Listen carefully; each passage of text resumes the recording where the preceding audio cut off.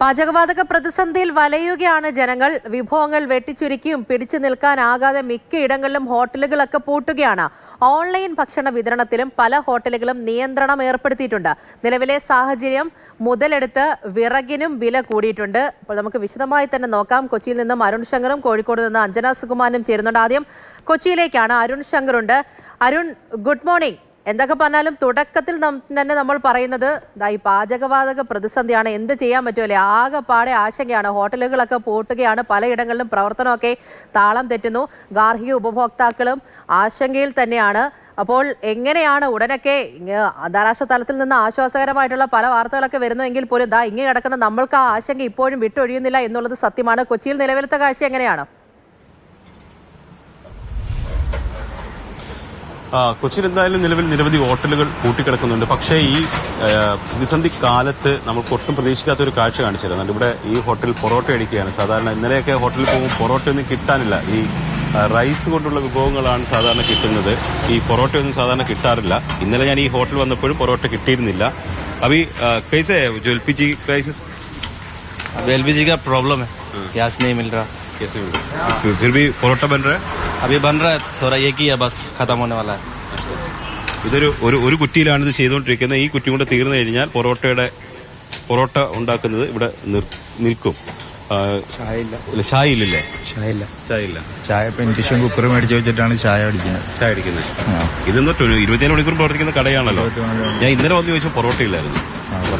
ഇന്നലെ ഒന്നും പൊറോട്ട ഇല്ലായിരുന്നു. ഇന്ന് ഈ കുറ്റി കൊണ്ട് നീട്ടി. കുറ്റി ചായയുടെ നിർത്തി വെച്ചിട്ട് കുറ്റി അങ്ങോട്ട് കയറ്റി. പിന്നെ ചൈനീസ് നിർത്തി. ഈ ചാക്കോൾ ഉപയോഗിക്കുന്ന കൂടിയിട്ടുണ്ടോ? ചാക്കുകളില്ല നമുക്ക്. ചാക്കോൾ ഈ കരി ഉപയോഗിച്ച് കരി മാത്രമേ ഉള്ളൂ നമുക്ക്. വേറെ ഒന്നുമില്ല. അതിപ്പം അൽഫാമൊക്കെ നമ്മള് കരിയിലടിക്കും. അത് കൂട്ടിയിട്ടുണ്ടോ അങ്ങനെ കരി ഉപയോഗിച്ച് ചെയ്യുന്ന വിഭവങ്ങളുടെ? ഇല്ല, നമ്മള് ഷവർമ നിർത്തി. ഷവർമ ഇല്ല, ഗ്യാസ് ഇല്ലാത്തതുകൊണ്ട്. ബാക്കി ഐറ്റംസ് എല്ലാം നിർത്തി. എത്ര ദിവസം കൊണ്ട് മുന്നോട്ട് പോകും ഇങ്ങനെ? ഇന്നുകൂടെ ചിലപ്പം മുമ്പോട്ട് പോകും.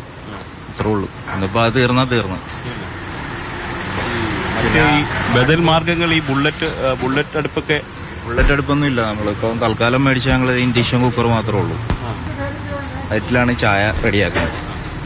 വേറെ പ്രത്യേകിച്ച് പറയാത്തൊക്കെ ഒന്നുമില്ല. അടുത്തേക്കുള്ള ഹോട്ടലൊക്കെ പൂട്ടിയല്ലോ. എല്ലാം മിക്ക ഹോട്ടലുകളും പൂട്ടി. വേറെ ഹോട്ടലുകളിൽ ഇവിടെ ഇപ്പൊ 2-3 കടകളെ ഇപ്പൊ അടുത്ത് പൂട്ടും. ഇവിടൊക്കെ ഈ പരിസരത്തൊക്കെ ജോലി ചെയ്യുന്നവരൊക്കെ ഇവിടെ വന്ന് കഴിച്ചിട്ടല്ലേ പോകുന്നത്? ഇവിടെ വന്നാ കഴിക്കുന്നത്. ഉച്ചയൂണൊക്കെ ഇവിടെ വന്ന്. ഇപ്പൊ ഊണൊന്നും ഇല്ല, ഉള്ളി ബിരിയാണി മാത്രമേ ഉള്ളൂ. അത് ഉണ്ടായിക്കൊണ്ടുവരുവാണോ? അത് ഇല്ല, നമ്മൾ ഇവിടെ തന്നെ കിച്ചണിൽ തന്നെ ഉണ്ടാക്കുന്നതാണ്. അത് വിറക് വെച്ചിട്ടാണ് ഉണ്ടാക്കുന്നത്. ഈ വിറകിന്റെ അവസ്ഥ എങ്ങനെ? വിറക് കിട്ടുന്നുണ്ടോ? വിറകിനും ക്ഷാമമായി. വിറകും ഇല്ല ഇപ്പൊ. വിറകിനും പഴയ വിലയുമല്ല, വില കൂടി. ഇതാണ് എന്തായാലും ഇതുവരെ ഈ ഹോട്ടലിൽ പ്രവർത്തിച്ചിട്ടുണ്ട്. പക്ഷേ ഇനി നാളത്തെ കാര്യം എന്താണെന്ന് അറിയില്ലെന്നുള്ളതാണ് പറയുന്നത്. आप लोगों को जो काम भी नहीं मिलेगा ना बंदे को? तो काम नहीं मिलेगा. गैस की प्रॉब्लम की वजह से बहुत तकलीफ हो रहा है. क्या करूं? बहुत से होटल बंद हो चुका है. बहुत से आदमी घर गया है. वो शुरू किया वापस कहाँ? 1-2 गैस मिलता है तो उससे काम चलता है थोड़ा बहुत. आपका फ्रेंड्स लोग वापस गया है? हाँ, वापस गया है. कितना लोग? बहुत आदमी. हमारे बंगाल के कितने आदमी हैं जो जा चुका है. ഇതൊരു വലിയ പ്രശ്നമാണ്. അതായത് തൊഴിൽ നഷ്ടം വലിയ രീതിയിൽ ഉണ്ടാകുന്നുണ്ട്. ഇപ്പോൾ ഈ എറണാകുളത്തെ മിക്ക ഹോട്ടലുകളിലും അന്യ സംസ്ഥാനങ്ങളിൽ നിന്നുള്ള ആൾക്കാരാണ് ജോലി ചെയ്യുന്നത്. അവരിപ്പോൾ ഹോട്ടലുകൾ പൂട്ടുന്നതനുസരിച്ച് നാട്ടിലേക്ക് മടങ്ങുകയാണ്. അപ്പോൾ അവരുടെ തൊഴിൽ നഷ്ടം ഭീമമാണ്.